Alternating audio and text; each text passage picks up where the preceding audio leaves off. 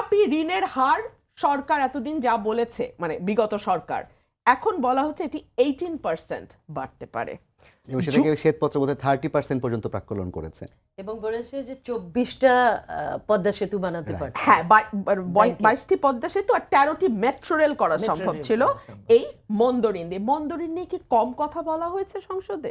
বলা হয়, মানে যথেষ্টের বেশি। আমি আমার সময়টুকু 3.5 বছর চেষ্টা করেছি, কোনোদিন অর্থমন্ত্রীকে মন্দরিন নিয়ে কথা বলতে শুনি নাই। যখনই আমরা মন্দরিন বা টাকা পাচার নিয়ে প্রশ্ন তুলেছি, সঙ্গে সঙ্গে সরকারের তরফ থেকে বলা হয়েছে দুর্নীতিতে 5 বারের চ্যাম্পিয়ন যখন বিএনপি হয় তখন তাদের এই প্রশ্ন করবার কোনো অধিকার থাকে না। আমি সংসদে এটাও প্রমাণ করে দেখিয়েছি পয়েন্ট বাই পয়েন্ট, একদম ডেটা দিয়ে, যে দুর্নীতিতে প্রথম চ্যাম্পিয়ন আওয়ামী লীগের সময়, দ্বিতীয় চ্যাম্পিয়ন আওয়ামী লীগের সময়, তারপর বিএনপি সরকারের দুর্ভাগ্য যে তারা 2001 সালে ক্ষমতায় এসে সেই দুর্নীতিগ্রস্ত অবস্থাকে পায় এবং উন্নতি হয়েছে। এখন আপনি যে কথাটা বলছেন, আপনার কি মনে হয় 3 মাস বা 4 মাস আগে আপনার চেয়ারে যে বসতো সে এইভাবে কথা বলতো না? শোনেন, একটা সরকার এতটা, সরি হারামি শব্দটা চলে এসেছিল, এতটা মাফিয়া হয়, এর পেছনে আপনাদেরও সকলের যথেষ্ট অবদান আছে। মিডিয়ার অবদান আছে, আমাদের সুশীল সমাজের অবদান আছে, আমাদের বিজ্ঞজনদের অবদান আছে। কেউ চুপ ছিল, কেউ প্রত্যক্ষভাবে বেনিফিট নিয়ে বা ভয়, যেটাই আমরা যেটা দেখেছি টিআইবি সিপিডির মতো সংস্থাগুলো কিন্তু প্রতিনিয়তই তাদের রিপোর্টগুলো প্রকাশ করেছে। টিআইবি এবং সিপিডি কে শুনতে হয়েছে যে তারা বিএনপির অঙ্গ সংগঠন। সো আমরা তো দেখেছি, আসলে শুনেন, 15 বছর ভোট ছাড়া থাকতে গিয়ে দেবপ্রিয় ভট্টাচার্য যথার্থই বলেছেন যে একটা চামচা পুঁজিবাদ থেকে চোরতন্ত্র কায়েম হয়ে গেছে। এখন এটা বলতে গিয়ে তিনি বলছেন 3টি অগ্রহণযোগ্য নির্বাচন। 3টা অগ্রহণযোগ্য নির্বাচন যে দেশে কেবল চোরতন্ত্র কায়েম করেছে তা না, দেশে একটা হলিস্টিক অ্যাপ্রোচ যদি আপনি নেন, দেশে একটা মাফিয়া তন্ত্র কায়েম হয়েছিল। সে কারণেই প্রধানমন্ত্রী ব্যঙ্গ করতে পারতেন তাকে কোনো প্রশ্ন করা হলে।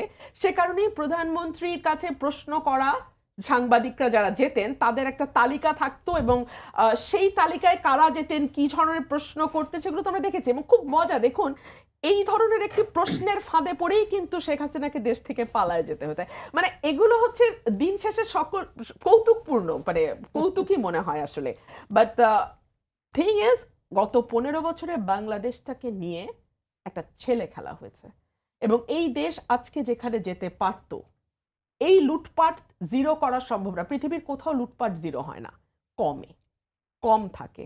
পৃথিবীর সবচেয়ে যেই দেশে দুর্নীতি কম, তারাও 100-তে 100 পায় না, 90-র ঘরে পায়। বাট 100-এ সর্বশেষ 90 ছিল, এক্স্যাক্টলি। সো 9-এর ঘরে আসে, 100 হয় না। কিন্তু এই টাকাটার, মানে যেই পরিমাণ দুর্নীতি হচ্ছে, সেটাকে যদি কমানো যেত, বাংলাদেশ আজকে আরো অনেক বেশি ভালো অবস্থানে থাকতে পারত। দেখুন, এই যে ব্যাংক খাত নিয়ে, যে কটা খাতের দুর্নীতি নিয়ে শ্বেতপত্রে কাজ করা হয়েছে, তার একটা বড় অংশ হচ্ছে ব্যাংক খাত। গত কয়েক বছরে, 15 বছরে 8টা থেকে 9টা ব্যাংক এক ব্যক্তির হাতে তুলে দেওয়া হয়েছে। ব্যাংকে মন্দরিন যতই বলুক 1 লক্ষ সামথিং হাজার কোটি টাকা, কেউ কোন অর্থনীতিবিদ, যার মধ্যে মইনুল ইসলামের নাম অবশ্যই নিতে হবে, মইনুল ইসলাম সাহেব কিন্তু একাই লিখে গেছেন। তিনি বারবার বলেছেন মন্দরিন 4.5 থেকে 5 লক্ষ কোটি টাকা বাংলাদেশে। তার হাতে যেটুকু ডেটা অ্যাভেলেবল আছে সেখান থেকে তিনি বলেছেন যে বাংলাদেশে মন্দরিন 4.5 থেকে 5 লাখ কোটি টাকা, এবং কার্পেটের নিচে এই মন্দরিনগুলো লুকানো হয়। এই মন্দরিনের মধ্যে ঋণ খেলাপি সবচেয়ে বড় হচ্ছে এমন এক ব্যক্তি, বেক্সিমকোর কর্ণধার সালমান এফ রহমান, যাকে আমরা সব সময় শেখ হাসিনার ডান পাশ অথবা বাম পাশে দেখতাম। জাস্ট নেক্সট টু হার ছিল। তার মানে কি, তিনি দুর্নীতির বরপুত্রকে ডান হাতে ধরে পথ চলতেন।